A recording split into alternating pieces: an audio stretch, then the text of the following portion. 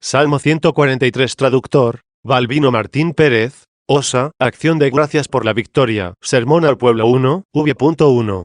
El título de este salmo es breve en palabras, pero importante por la profundidad de los misterios. Para David, contra Goliat. Vuestra caridad recordará conmigo, atendiendo a la Santa Escritura, esta lucha que tuvo lugar en tiempo de nuestros antepasados.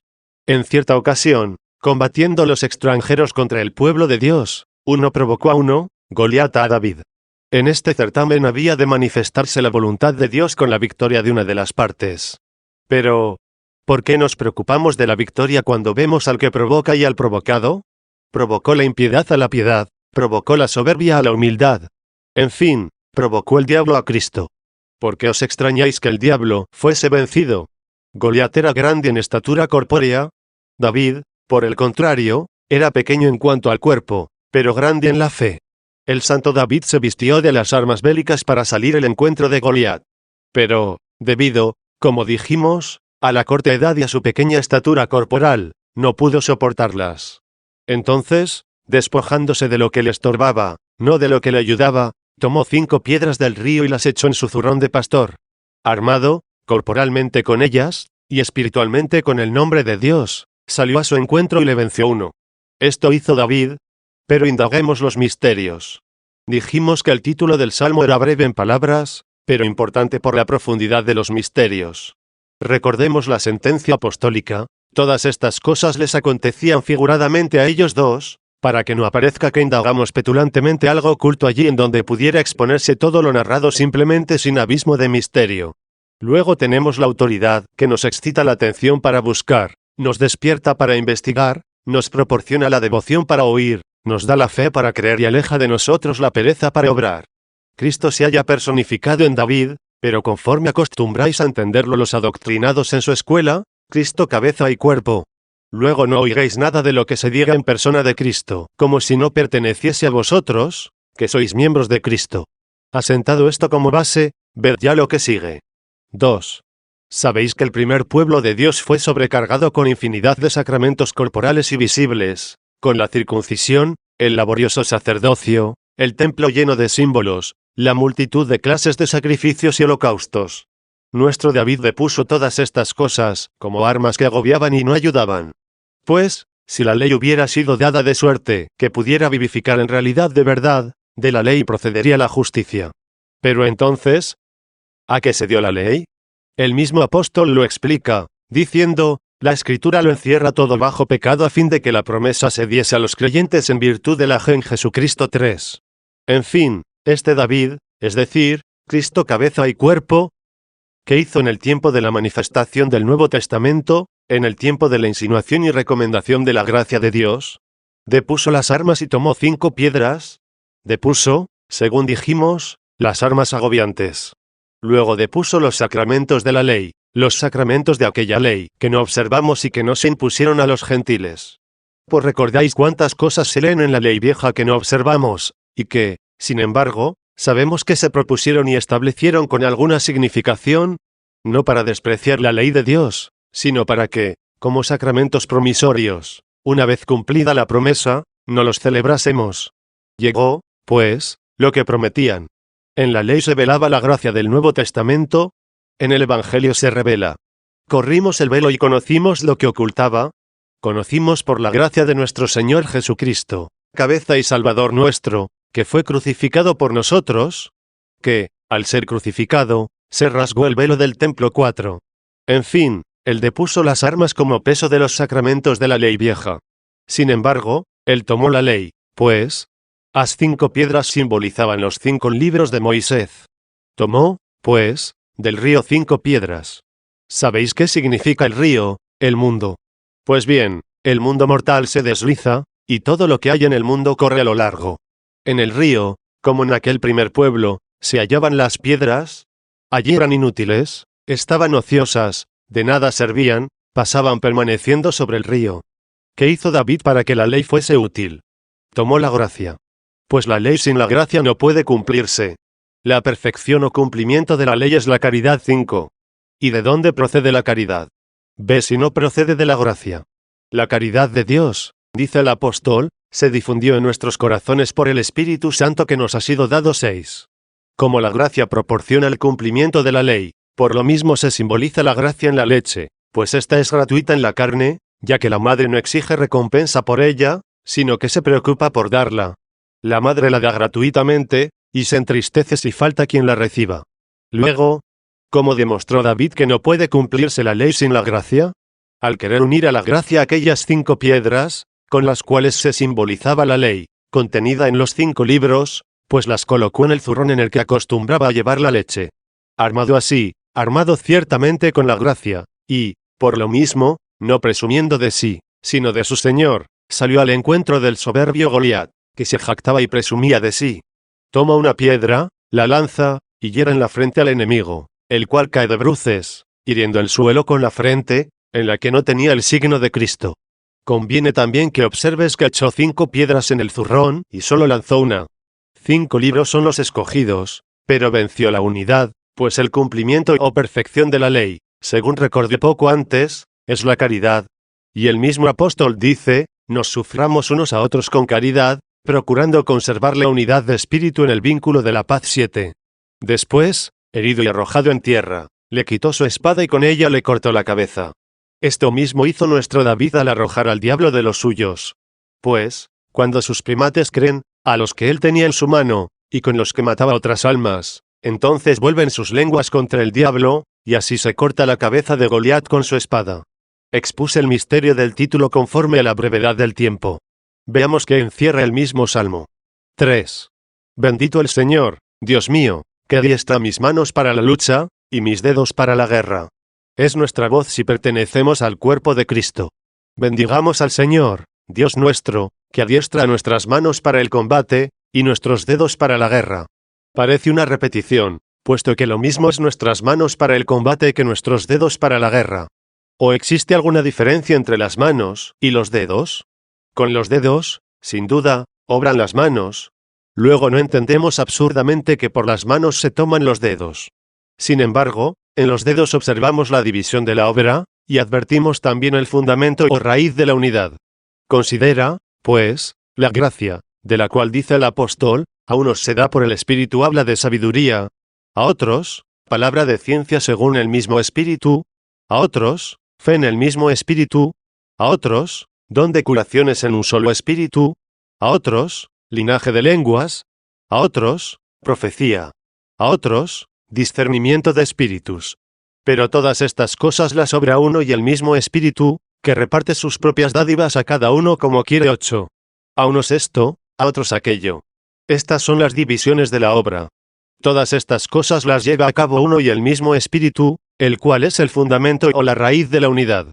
Luego, armado con estos dedos, lucha el cuerpo de Cristo saliendo a la guerra, saliendo al combate. 4. Quizás prolijo enumerar las clases de luchas y combates. Sin embargo, es más fácil soportarlos que explicarlos. Soportamos un particular combate, que conmemora el apóstol, esta lucha nuestra, dice, no es contra la carne y la sangre, es decir, contra los hombres de quienes soportáis molestias. No lucháis contra estos, sino contra los príncipes y potestades, y contra los rectores del mundo. Y para que no entendieseis por rectores del mundo los rectores del cielo y de la tierra, manifestó a quienes se refería, añadiendo, de estas tinieblas 9. A saber, los rectores no de aquel mundo que fue hecho por él, porque el mundo fue hecho por Dios, sino del mundo que no le conoció, puesto que el mundo no le conoció. 10. Estas tinieblas no son tinieblas por naturaleza, sino por voluntad. El alma no luce por sí misma, puesto que con toda verdad y humildad canta, tú iluminarás mi lámpara, Señor. Oh Dios mío, ilumina mis tinieblas. 11. Y también dice, en ti está la fuente de vida. Con tu luz veremos la luz. 12. No con nuestra luz, sino con tu luz. Nuestros ojos se llaman luminares, y, con todo, si falta la luz externamente, aun cuando estén sanos y abiertos, permanecen en tinieblas. Luego guerreamos contra los rectores de estas tinieblas, contra los rectores de los no creyentes, contra el diablo y sus ángeles, contra los blandidores de su espada con la cual lucha el diablo contra los fieles. Pero como, derribado, se quitó la espada a Goliat para cortarle con ella su cabeza, así, al creer los infieles, se les dice, en otro tiempo fuisteis tinieblas, mas ahora luz en el Señor. 13. Luchasteis con la mano o el poder de Goliat. Cortad ya la cabeza a Goliat con el poder o la mano de Cristo. 5. Este es un determinado combate, pero hay otro que cada uno soporta en sí mismo. Ahora se leía este género de lucha en la epístola a los Gálatas: la carne codicia contra el espíritu, y el espíritu contra la carne, para que no hagáis lo que queréis. Esta es una lucha violenta, y, por ser interna, más molesta. Si alguno vence en este combate, al punto derrota a los enemigos, que no ve. El diablo y sus ángeles solo tientan lo carnal que en ti domina. Porque, como vencemos a los enemigos, que no vemos si no es porque percibimos nuestros movimientos carnales internos, contra estos combatimos y a estos herimos. En el amor a la riqueza domina la avaricia. Al dominarte la avaricia, el diablo propone externamente la ganancia con el fraude. Muchas veces no consigues lucro si no cometes fraude. Entonces él propone externamente a tu avaricia, que no venciste, que no dominaste, que no sometiste interiormente, como un mal presidente de certamen a su atleta, el fraude y la ganancia, la obra y el premio. Obra y toma, es lo que te dice. Pero, si tú pisoteas la avaricia, si no te domina interiormente, vencerás a la que sientes, porque al diablo seductor no le percibes. Luego, si dominaste la avaricia, atendiste al que te propuso otra obra y otro premio. ¿Qué te propuso aquel? El fraude y la ganancia. ¿Qué te propuso este? La probidad y la corona. Obra y toma te dicen uno y otro. Tú, combatiente interior, si no te venció la avaricia, sino que tú la venciste, atendiste a este, venciste a aquel. Distingues a ambos y dices: aquí veo la obra y el premio. Allí, el cebo y el lazo. Y nada adviertes en ti que no te pertenezca. Efectivamente, por el pecado te dividiste contra ti. Arrastras la propagación de la concupiscencia y el injerto de la muerte. Tienes algo contra lo que has de luchar en ti, algo que has de descubrir en ti mismo. Pero tienes a quien invocar para que, combatiente, te ayude, y, vencedor, te corone, el cual te creó cuando no existías. 6. ¿Cómo he de vencer? Dices. Ve que el mismo apóstol propone un combate dificilísimo, y declara lo dificultoso que es, o quizá insuperable, si no entiendo. La carne, dice, codicia contra el espíritu, y el espíritu contra la carne, para que no hagáis lo que queréis. ¿Cómo tú me mandas vencer, siendo así que él dice, para que no hagáis lo que queréis? Preguntas. ¿Cómo? Atiende a la gracia del zurrón pastoral, pon la piedra del río en el recipiente de leche. Ve que yo también te lo digo. Es más, que te lo dice la misma verdad. Efectivamente, no haces lo que quieres cuando lucha la carne contra el espíritu. Si ante esta lucha presumes de ti, debes ser amonestado, no sea que oigas en vano. Regocijaos en Dios, nuestro ayudador. 14. Pues, si por ti mismo cumplieses todo, no necesitarías ayudador. Por otra parte, si tú no hicieses nada que procediese de tu voluntad, ¿no sería llamado ayudador? Pues el ayudador ayuda al que hace algo. En fin, después de haber dicho, la carne codicia contra el espíritu, y el espíritu contra la carne, para que no hagáis lo que queréis. Y también, después de haberte colocado a ti ante ti como desfalleciendo en ti mismo, inmediatamente envió al ayudador, diciendo: si sois conducidos por el espíritu, no estáis aún bajo la ley. El que está bajo la ley no cumple la ley, sino que es oprimido por ella, como lo era el mismo David por las armas. Luego, si eres guiado por el espíritu, ve quién te ha de ayudar para que cumplas lo que quieres. ¿Quién? Tu ayudador, tu amparador, tu esperanza, que adiestra tu mano para la lucha, y tus dedos para la guerra. Manifiestas son, dice el apóstol, las obras de la carne. Ellas son: fornicaciones, impurezas, idolatrías, lujurias, hechicerías, rencores, disensiones, embriagueces, glotonerías y cosas semejantes.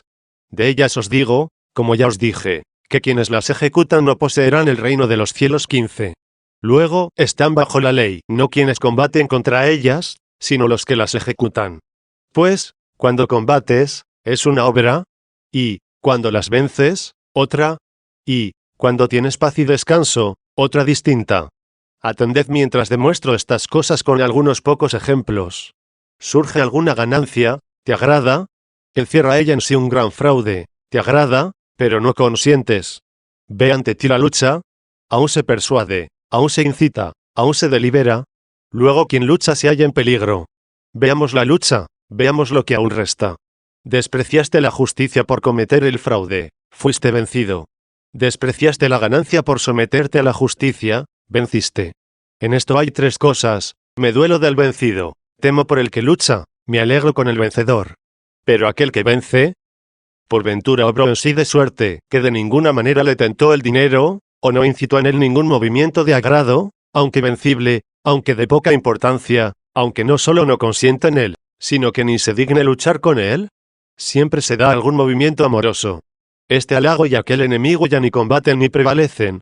Sin embargo, se hallan presentes y habitan en la carne mortal como si ya no habitasen, los que no han de existir. Más tarde se transformará todo en victoria. No obstante, ahora el cuerpo ciertamente está muerto por el pecado, y por eso el pecado se halla en el cuerpo, aunque no reine el pecado. Sin embargo, el espíritu tiene vida por la justicia. Y si el que resucitó a Cristo de entre los muertos habita en vosotros, el que a Cristo resucitó de entre los muertos vivificará vuestros cuerpos mortales por el espíritu suyo que habita en vosotros. 16. Allí no habrá quien luche ni que halague. Todo cederá ante la paz. Pues no lucha una naturaleza contra otra naturaleza contraria, sino como el marido y la esposa en la casa. Si disienten entre sí, es un sufrimiento peligroso y molesto. Si vence la mujer y es vencido el marido, habrá una paz desordenada. Por el contrario, si la mujer se somete al marido que rige, la paz será justa. Sin embargo, no es uno de una naturaleza y otro de otra, porque la mujer fue hecha del varón. Es tu carne, es tu esposa, es tu compañera. Llámala como quieras. Es necesario que la sometas, y, si luchas, lucha para que aproveche. Conviene que el inferior se someta al superior, para que también el que quiere que le esté sometido lo inferior se someta a lo superior. Reconoce el orden, busca la paz. Tú a Dios, la carne a ti. ¿Qué cosa más justa? ¿Qué cosa más bella? Tú al mayor, a ti el menor. Obedece tú a aquel que te hizo para que te obedezca a ti lo que fue hecho por causa tuya, pues no hemos conocido ni hemos recomendado este orden, a ti la carne, y tú a Dios. Sino tú obedece a Dios, y la carne a ti. Si tú desprecias a Dios, nunca conseguirás que la carne te esté sometida. Si no obedeces al Señor, te atormentarán los siervos. Por ventura, si primeramente no obedeces tú a Dios a fin de que después te obedezca la carne, podrías decir estas palabras: bendito el Señor, Dios mío, que adiestra mis manos para el combate, y mis dedos para la guerra. ¿Quieres luchar siendo inexperto? Serás condenado a la derrota. Luego primeramente sométete a Dios, y después, enseñándote y ayudándote el combate y di: adiestra mis manos para la lucha, y mis dedos para la guerra. 7. V.2. Y, cuando peleas, puesto que al luchar peligras, di lo que sigue hallándote en peligro en el combate: misericordia mía, no sea vencido. ¿Qué significa misericordia mía? ¿Que me suministras misericordia y en mí te muestras misericordioso? ¿O que me concediste que yo también sea misericordioso? Con ningún modo se vence mejor al enemigo que siendo misericordioso. Así, de ninguna manera presenta el enemigo acusaciones ante el juicio, pues no puede echar en cara cosas falsas, porque no hay ante quién.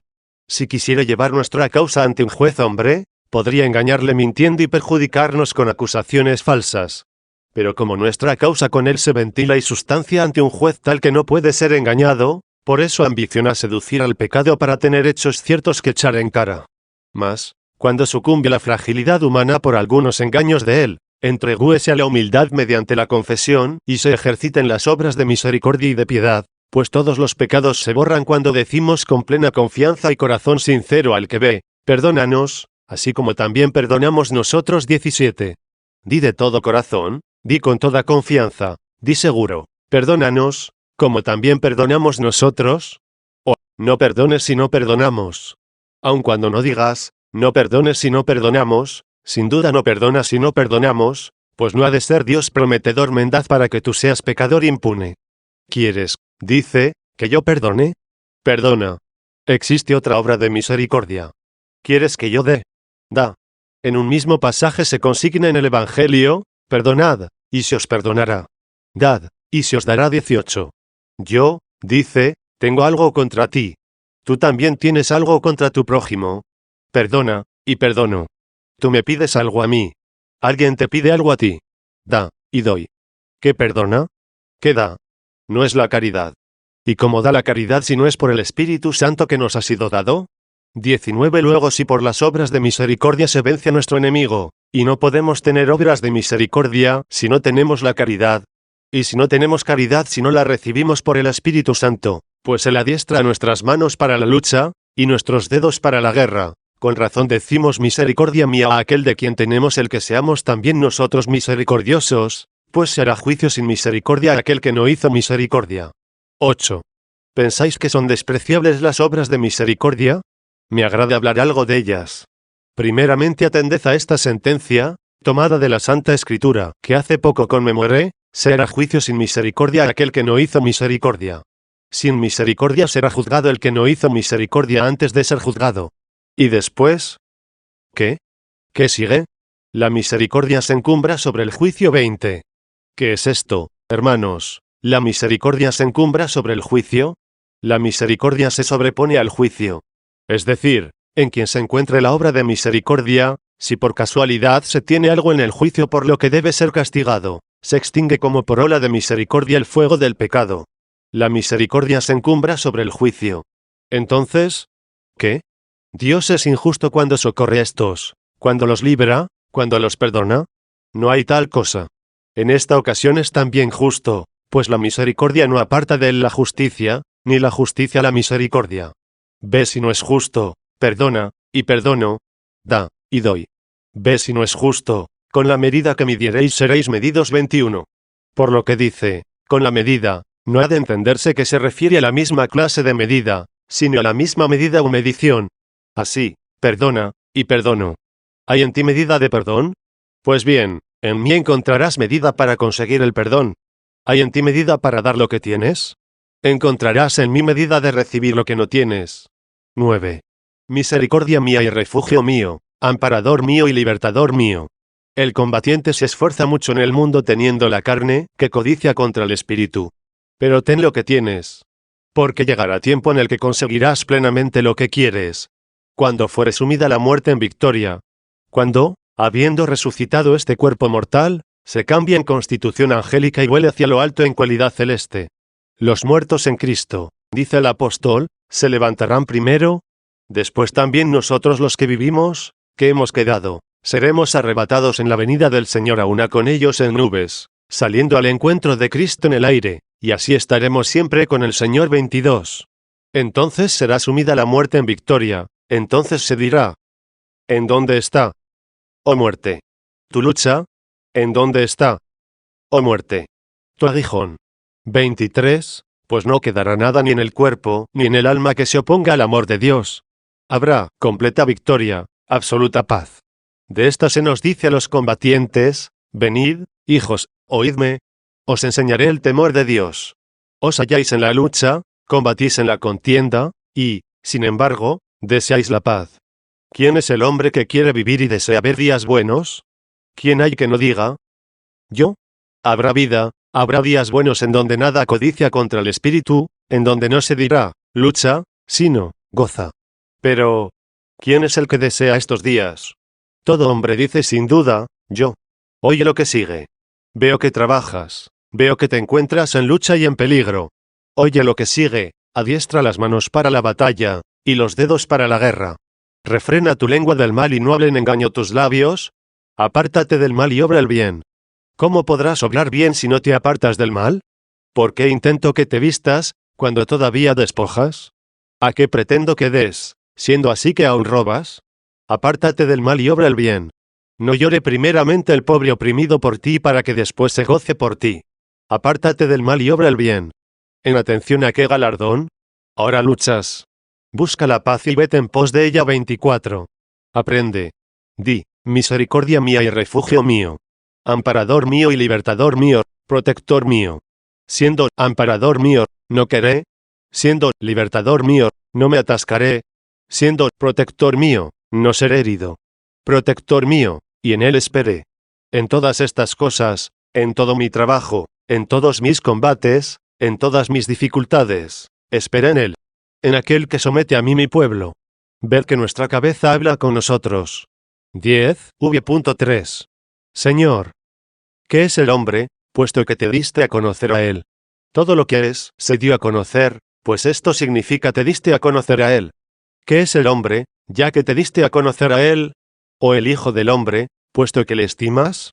Le aprecias, le consideras de mucho valor, le tienes en gran estima. Le ordenas, conoces bajo qué cosa le RXMES y sobre qué le colocas. Estimar es saber cuánto vale una cosa. En cuanto estimó al hombre aquel que derramó por él la sangre del unigénito. ¿Qué es el hombre, puesto que te diste a conocer a él? ¿A quién? ¿Quién se dio a conocer? ¿Qué es el hijo del hombre, ya que le estimas? Como le aprecias en tanto y en tanto le estimas, demuestras que es algo de gran valor. Dios no estima al hombre como el hombre estima al hombre, pues, cuando encuentra a un siervo vendible, compra con más cariño un caballo que un hombre. Ve cuánto te estime Dios, ya que puedes decir, si Dios está con nosotros, ¿quién se opondrá a nosotros? Ve cuánto te estimó, el que no perdonó a su propio Hijo, sino que le entregó por todos nosotros. ¿Cómo no nos dará también con él todas las cosas? 25 El que dio estos bienes al combatiente, ¿qué reservará al vencedor? Yo soy, dice, pan vivo que bajé del cielo. 26. Los víveres de los que luchan, extraídos de las trojes del Señor, son los mismos de los que se alimentan los ángeles, porque el hombre comió el pan de los ángeles. 27. Después del combate y estos víveres, ¿qué reserva? ¿Qué dará a los vencedores? Lo que se dice en otro salmo, una cosa pedí al Señor, esta buscaré, habitar en la casa del Señor durante todos los días de mi vida a fin de contemplar el deleite del Señor y proteger su templo. 28. ¿Qué es el hombre, puesto que te das a conocer a él? ¿O el hijo del hombre, ya que le estimas? 11. V.4. El hombre se hizo semejante a la vanidad, y, sin embargo, te diste a conocer a él y le estimas. El hombre se hizo semejante a la vanidad. ¿A qué vanidad? Al tiempo, que se desliza y pasa. Esta inconstancia se llama vanidad en comparación de la verdad, que permanece siempre y jamás desfallece. Con todo, también esta creación temporal tiene su puesto, pues Dios, según se escribió, llenó la tierra de sus bienes. 29. ¿Qué significa de sus? Los convenientes a ella. Pero todos estos bienes terrenos, volubles y transitorios, si se comparan a la verdad de la que se dijo, yo soy el que soy. 30, se llaman vanidad, es decir, todo esto que pasa se llama vanidad, pues con el tiempo se desvanece como el humo en la atmósfera. ¿Y qué más diré que lo que dijo el apóstol Santiago queriendo llevar a los hombres soberbios a la humildad? ¿Qué es? Dice, vuestra vida. Vapor que aparece por un momento y al instante desaparece. 31. Luego el hombre se hizo semejante a la vanidad. Pecando, se hizo semejante a la vanidad. Al ser creado, fue hecho semejante a la verdad. Pero porque pecó, al recibir el digno castigo, se hizo semejante a la vanidad. Por causa de la iniquidad, dice en el Salmo 38, adoctrinaste al hombre, e hiciste que su alma se consumiese como araña. De aquí procede esto también, el hombre se asemejó a la vanidad. ¿Qué dice también allí? Envejeciste mis días. 32. ¿Y qué dice en el Salmo que comentamos? Sus días pasan como sombra. Contemples el hombre en los días de su sombra para que haga algo digno de su luz anhelada, y, si se halla en la sombra de la noche, busque el día. El día de esta vanidad es día de tribulación para el hombre que conoce, y ya nos torture el mundo con alguna incomodidad, con alguna molestia, o ya nos sonría con alguna prosperidad, todo ha de temerse y ha de ser llorado, porque tentación es la vida humana sobre la tierra. 33. Por esto se dice, todo el día andaba atribulado. 34. Necesitamos consuelo, y cuanto Dios nos ofrece ahora al suministrarnos algo próspero, no es gozo de bienaventurados, sino consuelo de infelices. Luego obre algo el hombre, diré, digno de la deseada luz en estos días de sus tinieblas. Y en la noche busque a Dios, conforme se escribió, en el día de mi tribulación busqué a Dios con mis manos elevadas ante él en la noche, y no fui decepcionado. 35. Llama, día de tribulación, a lo que denomina, noche. Con mis manos elevadas ante él en la noche. Aún nos encontramos en la noche, pero atendemos a la lámpara de la profecía. Se prometió algo que todavía esperamos. Pero, ¿qué dice el apóstol? Tenemos segurísima palabra profética, a la que hacéis bien prestar atención como a lámpara, que luce en oscuro lugar hasta que brille el día y el lucero de la mañana amanezca en vuestros corazones. 36. El mismo día será nuestro premio allí. De mañana oirás mi voz. En la mañana estaré en tu presencia, y te contemplaré. 37. Luego verá, aunque en la noche, con tus manos. Es decir, busca a Dios con tus obras buenas antes que llegue el día, que ha de llenar de gozo, no sea que llegue el que te entristezca. Ve cuán seguro has de obrar, puesto que no has de ser abandonado por aquel a quien buscas. Con mis manos, dice, levantadas a Dios, le busqué en la noche. Mas para que tu Padre, que ve en lo escondido, te dé el galardón. 38. Añade, delante de él. Interiormente ten misericordia, ten caridad, para que no ejecutes algo con deseo de agradar a los hombres. Con mis manos, es decir, con mis obras, en la sombra, esto es, en la vida. En donde él ve, a saber, no en donde procuro agradar a los hombres. ¿Y qué sigue? Y no fui decepcionado. El hombre se hizo semejante a la vanidad, sus días pasan como sombra, y, sin embargo, te diste a conocer a él y le estimas. 12. V.5. Señor, inclina tus cielos y baja. Toca los montes, y humearán. Haz brillar el relámpago, y los disiparás. Lanza tus saetas, y los conturbarás. Envía tu mano, tu poder, desde lo alto y sácame y líbrame de las muchas aguas. El cuerpo de Cristo, el humilde David lleno de gracia, presumiendo de Dios, combatiendo en este mundo, invoca el auxilio de Dios, inclina, dice, tus cielos y baja. ¿Quiénes son los inclinados cielos?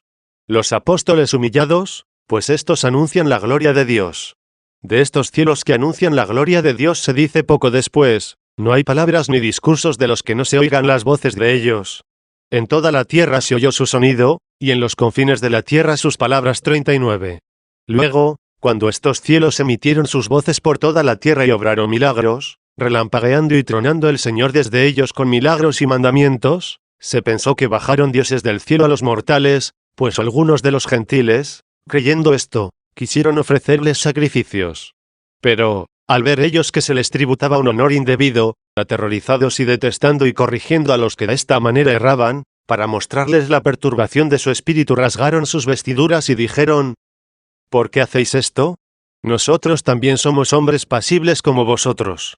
Y comenzaron, apoyados en estas palabras, a encomendar la excelencia de nuestro Señor Jesucristo. 40. Humillándose ellos para engrandecer a Dios, porque eran cielos inclinados para que Dios descendiese. Luego inclina tus cielos y baja. Así aconteció. Toca los montes, y humearán, es decir, los montes soberbios, las excelencias terrenas, las hinchadas dignidades. Toca, dice, toca estos montes, da a estos montes algo de tu gracia, y humearán, porque confesarán sus pecados. El humo de los pecados confesados hará saltar también las lágrimas de los soberbios humillados. Toca los montes, y humearán. Mientras no son tocados, se creen grandes. Pero han de decir, ¿tú eres el grande? Oh Señor. 41. Han de decir también los montes, tú solo eres altísimo sobre toda la tierra. 42. 13. V.6. Pero hay algunos conspiradores mancomunados contra el Señor y contra su Cristo. 43. Se mancomunaron, conspiraron. Haz brillar el relámpago, y los disiparás. Aumenta tus milagros, y desaparecerá su conspiración. Haz brillar el relámpago, y los disiparás. Aterrados por los milagros, no se atreverán a obrar contra ti, ya que, sobrecogidos por los mismos milagros, vacilarán. ¿Quién es este tan poderoso? ¿Quién es este que así se exalta y cuyo nombre tiene tanta influencia? Cuando dicen, ¿quién es este?, es porque han de creer, pues hiciste brillar los milagros, y dispersaste su perversa mancomunidad.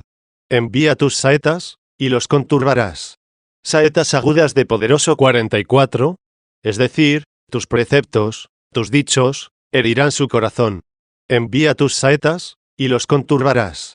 Sean heridos los que malamente están sanos para que sanen los bien heridos y digan ya establecidos en la Iglesia, en el cuerpo de Cristo.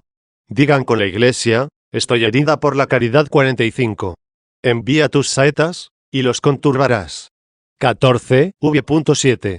Envía tu mano, tu poder, desde lo alto. Después, ¿qué? Al fin, ¿qué? ¿Cómo vence el cuerpo de Cristo? Con la ayuda celeste. Pues vendrá el mismo Señor con voz de arcángel, y con trompeta de Dios bajará del cielo. 46. El mismo Salvador del cuerpo, la mano de Dios. Envía tu mano desde lo alto, y sácame y líbrame de entre las muchas aguas. ¿Qué significa de entre las muchas aguas? De entre los numerosos pueblos. ¿De qué pueblos? De los extraños, de los infieles, tanto de los que luchan fuera como de los que insidian dentro. sácame de entre las muchas aguas en las que me ejercitabas, en las que me hacías rodar para despojarme de la inmundicia. Esta es aquella agua de contradicción 47 de la cual habla el libro de los Números, sácame y líbrame de las muchas aguas. 15, v.8.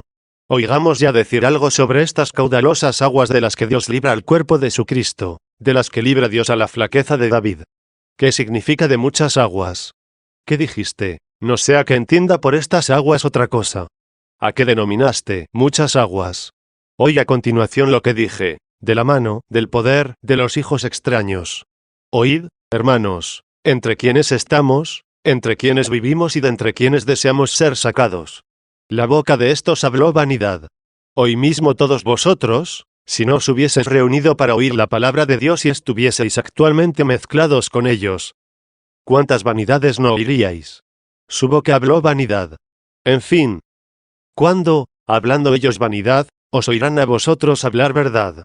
Su boca habló vanidad, y su derecha es derecha de iniquidad.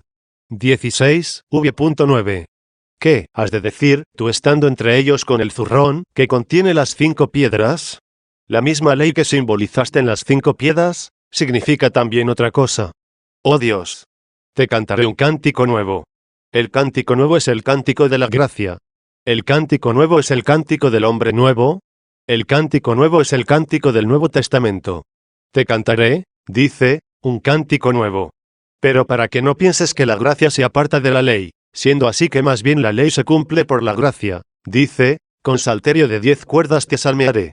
Con salterio de 10 cuerdas, con la ley de los 10 mandamientos, con ella te salmearé, con ella te alegraré, con ella te cantaré el cántico nuevo, porque la plenitud o perfección de la ley es la caridad 48. Por lo demás, quienes no tienen caridad pueden llevar el salterio, pero no pueden cantar. Yo, pues, dice, entre las aguas de la contradicción te cantaré un cántico nuevo y jamás harán las aguas de la contradicción que con su estrépito deje de oírse mi salterio. Con el salterio de 10 cuerdas te salmearé. 17, v.10-11. Que da salud a los reyes. A los montes que humean. Que redime a su siervo David. ¿Conocéis a David? Sed vosotros David. ¿De qué redime a su siervo David? ¿De qué redime a Cristo? ¿De qué redime al cuerpo de Cristo? De la espada maligna líbrame. No fue suficiente decir de la espada, por eso añadió maligna. Sin duda existe una espada benigna. ¿Cuál es la España benigna? Aquella de la que dice el Señor, no vine a traer paz a la tierra, sino espada 49, pues habrá de separar a los fieles de los infieles, a los hijos de los padres, y dividir los demás parentescos, sajando con la espada la podredumbre y sanando los miembros de Cristo. Hay, pues, una espada benigna de doble filo, la del Nuevo y Viejo Testamento, poderosísima en ambos cortes debido a la narración de los hechos pasados y a la promesa de los futuros. Esta espada es benigna, ya que por ella habla Dios la verdad. La otra es maligna, puesto que por ella hablan ellos vanidad. Luego líbrame de la espada maligna. Los dientes de los hijos de los hombres son armas y saetas, y su lengua, espada afilada 50. De esta espada maligna líbrame. A lo que llamó ahora espada, denominó anteriormente muchas aguas. Líbrame de las muchas aguas. Por tanto, a lo que llamé yo, muchas aguas, a lo mismo llamo ahora, espada. En fin, después de haber hablado de las muchas aguas, prosiguiendo, dice, de la mano, del poder, de los hijos extraños, cuya boca habla vanidad. Pues bien, para que sepas que se refiere a estos, también, después de haber dicho, líbrame de la espada maligna, prosiguió, y sácame de la mano de los hijos de los extraños, cuya boca habló vanidad, al igual que en los versillos anteriores. Asimismo lo que sigue, la derecha de ellos es derecha de iniquidad, lo consignó arriba cuando los llamó muchas aguas. En fin, para que tú no pensases que las muchas aguas eran buenas, las dio a conocer en la espada maligna. Luego ahora declara lo que consignó, su boca habló vanidad, y su derecha es derecha de iniquidad. ¿Qué vanidad habló su boca? Como su derecha es derecha de iniquidad. 18, v.12. Sus hijos son como plantas nuevas arraigadas en su juventud. Pretende exponer su prosperidad. Atended, hijos de la luz, hijos de la paz. Atended, hijos de la Iglesia, miembros de Cristo. Atended a quienes llama extranjeros, a quienes llama hijos extraños, a quienes llama aguas de contradicción. Atended, os ruego, porque entre estos os halláis en peligro, Entre sus lenguas combatís contra los deseos de vuestra carne, entre sus lenguas, puestas a disposición del diablo, con las que combate, sostenéis la lucha, no contra la carne y la sangre, sino contra los príncipes y potestades, y contra los rectores del mundo de estas tinieblas 51, es decir, de los inicuos. Atended para que discernáis bien vosotros. Atended, no suceda que tengáis por verdadera felicidad las que desean para sí los hombres débiles o malignos. Ved, hermanos, que los llamó hijos extraños, muchas aguas y espada maligna. Ved la vanidad que hablan, y precaveos de hablar tal cosa y guardaos de imitarlos hablando semejantes palabras. Su boca habló vanidad, y su derecha es derecha de iniquidad. ¿Qué iniquidad habló su boca? ¿Y qué derecha de ellos es derecha de iniquidad? Oye, sus hijos son como plantas nuevas arraigadas en su juventud. Sus hijas, arregladas y adornadas, son como simulacros de templo. Sus despensas están abastadas y rebosan de una en otra. Sus ovejas son tan fecundas, que se multiplican en sus salidas. Sus bueyes están cebados, y no hay brecha ni salida en la cerca, ni griterío en sus plazas. ¿No es esta la felicidad? Pregunto a los hijos del reino de los cielos, interrogo al linaje de la resurrección eterna, interrogo al cuerpo de Cristo, a los miembros de Cristo, al templo de Dios. ¿Consiste la felicidad en tener hijos sanos, hijas adornadas, despensas abastecidas, abundantes ganados, en no padecer destrucción alguna, no digo en una pared, pero ni siquiera en un cercado, en no tener tumulto y griterío en las plazas, sino paz, abundantes provisiones en las casas y en las ciudades? ¿No es esta la felicidad? ¿Deben los justos huir de ella? ¿No encuentras también la casa del justo que abunda en todas estas cosas y llena de esta felicidad? ¿No abundaba la casa de Abraham de oro, de plata, de hijos, de servidumbre, de animales? 52. Por ventura el santo patriarca Jacob, huyendo de la presencia de Esaú, su hermano, a Mesopotamia, no se enriqueció sirviendo, y dio gracias al Señor Dios suyo, porque primeramente atravesó el Jordán llevando por todo su haber un cayado, y ahora regresa con gran abundancia de ganados e hijos. 53. ¿Qué diremos? ¿No es esta una felicidad? Concedamos que sí, pero deleznable. ¿Qué quiere decir, deleznable? Fugaz, temporal, mortal, terrena. No quiero que te refugies en ella, pero menos que la juzgues por verdadera. No son estos malignos y vanos, porque tengan en abundancia estas cosas, sino porque esto, que debió considerarse por izquierda, lo tuvieron por derecha. Por eso su derecha es derecha, de iniquidad. Por eso su lengua habló vanidad, puesto que colocaron a la derecha lo que debieron poner a la izquierda. Que debieron colocar a la derecha. A Dios, la eternidad, los años inacabables de Dios, de los cuales se dice, y tus años no tendrán fin. 54, aquí está la derecha, aquí debe descansar nuestro deseo. Usemos temporalmente de la izquierda, y deseemos eternamente la derecha. Si afluyen las riquezas, no pongáis en ellas el corazón. 55. Si ponéis el corazón en las riquezas que pasan, tenéis por derecho lo que es izquierdo. Corregíos, reconoced la sabiduría que os abraza, a la cual se dijo, colocó su izquierda debajo de mi cabeza, y con su derecha me abrazó. 56.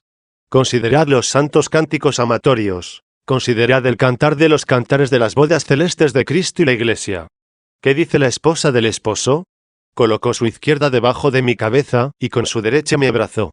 Colocó la izquierda debajo de la cabeza, y la derecha sobre ella.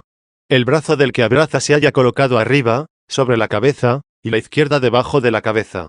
Su izquierda, dice, debajo de mi cabeza. No me abandonará en las necesidades temporales. Sin embargo, colocará la izquierda debajo de la cabeza. No la pondrá sobre la cabeza, sino debajo de la cabeza, para que su derecha me abrace prometiéndome la vida eterna. Así, pues, la izquierda estará debajo de la cabeza, si la derecha está sobre la cabeza. De este modo se cumple lo que se escribió a Timoteo, teniendo promesa, dice, de la vida presente y de la futura. 57. ¿Qué promesa tenemos en la vida presente? La izquierda debajo de la cabeza. ¿Qué en la vida futura? Su derecha que me abraza. Buscas las cosas necesarias en el tiempo. Buscad primero el reino de los cielos, es decir, la derecha, y todas las demás cosas se os darán por añadidura. 58. Tendréis aquí, dice, gloria y riquezas, y en el siglo futuro vida eterna. Con la izquierda sostendré vuestra flaqueza, y con la derecha coronaré vuestra perfección. Por ventura los apóstoles, que abandonaron todos sus bienes o que distribuyeron entre los pobres cuanto tenían, estuvieron en este mundo sin riquezas? Entonces, ¿cómo se cumple aquella promesa de la izquierda? Recibirá en este mundo 7 veces más. Prometió la multiplicación. Y en verdad, ¿qué le falta el hombre de Dios? El infiel tiene una o pocas casas. Sin embargo, todas las riquezas del mundo son del hombre fiel. 59. B. Pues, su izquierda repleta debajo de la cabeza, recibirá en este mundo 7 veces más. Ve su derecha que le abraza, y en el siglo futuro, la vida eterna 60. Con razón se dice también en otro lugar sobre la misma sabiduría, en su derecha están los años de vida, y en su izquierda el honor y las riquezas 61. 19. V.15.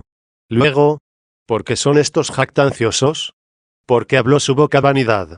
Porque su derecha es derecha de iniquidad. No les inculpo porque sus hijos sean como plantas nuevas arraigadas en la juventud, ni porque sus hijas estén adornadas como simulacros de templo, ni porque les entró por las puertas de su casa la abundancia de los demás bienes caducos y la paz terrena. ¿Por qué les inculpo? Porque dijeron, bienaventurado el pueblo que posee estas cosas. Hombres que habláis vanidad. Llamaron bienaventurado al pueblo que posee estas cosas. Perdieron la verdadera derecha siendo malvados y perversos. Se proveyeron, invirtiendo los términos, de los beneficios de Dios. O malignos, o jactanciosos, o hijos extraños. Llamaron bienaventurado al pueblo que posee estos bienes. Colocaron a la derecha lo que estaba a la izquierda, llamaron bienaventurado al pueblo que posee estas cosas. ¿Qué dices tú, David? ¿Qué dices tú, cuerpo de Cristo? ¿Qué decís vosotros, miembros de Cristo? ¿Qué decís vosotros, no hijos extraños, sino de Dios?